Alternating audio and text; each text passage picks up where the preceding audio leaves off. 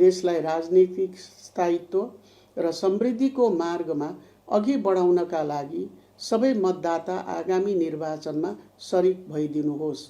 Vote हाल्नु भनेको केवल चुनाव चिन्हमा छाप लगाई कसैलाई जिताएर पठाउनु मात्र होइन। यो त तपाईले आफ्नो र आफ्नो सन्तानको भविष्य कस्तो बनाउने भनेर लिने निर्णय हो। तसर्थ फागुन 21 गते बिहिबारका दिन अरू काम छाडेरै भए पनि आफ्नो मतदान केन्द्रमा पुगेर मतदान गर्नुहुन म हार्दिक अपिल गर्दछु।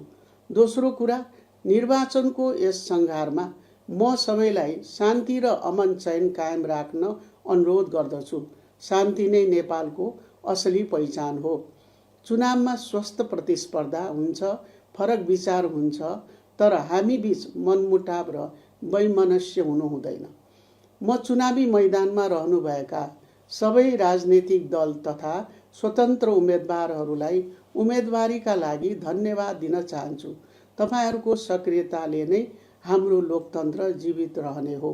साथै मौन अवधिमा पूर्ण अनुशासन पालना गर्न र त्यस अघिको बाँकी समयमा संयमित ढङ्गले एक अर्कालाई सम्मान गर्दै निर्वाचन प्रचार प्रसार गर्न म सबै राजनीतिक दल, उम्मेदवार तथा समर्थकहरूलाई आग्रह गर्दछु।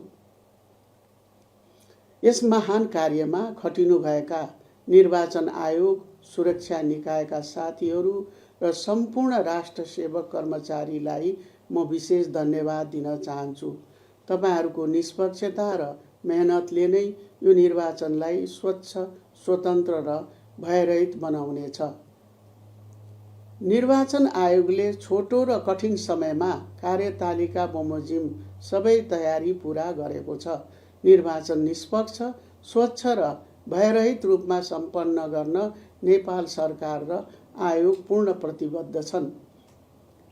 प्रदेश र स्थानीय सरकारले आफ्नो सीमाभित्र रही निर्वाचन तयारीमा महत्त्वपूर्ण सहयोग पुर्याएका छन्।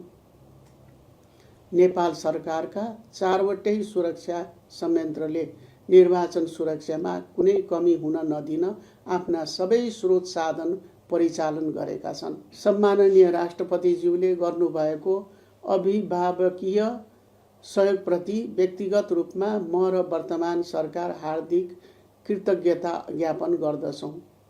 छोटो समयमा नेपालले निर्वाचन व्यवस्थापन गर्न सकेकोमा मित्र राष्ट्रहरू तथा अन्तर्राष्ट्रिय संस्थाहरूबाट पनि उत्साहजनक साथ र प्रतिक्रिया प्राप्त गरेका छौँ।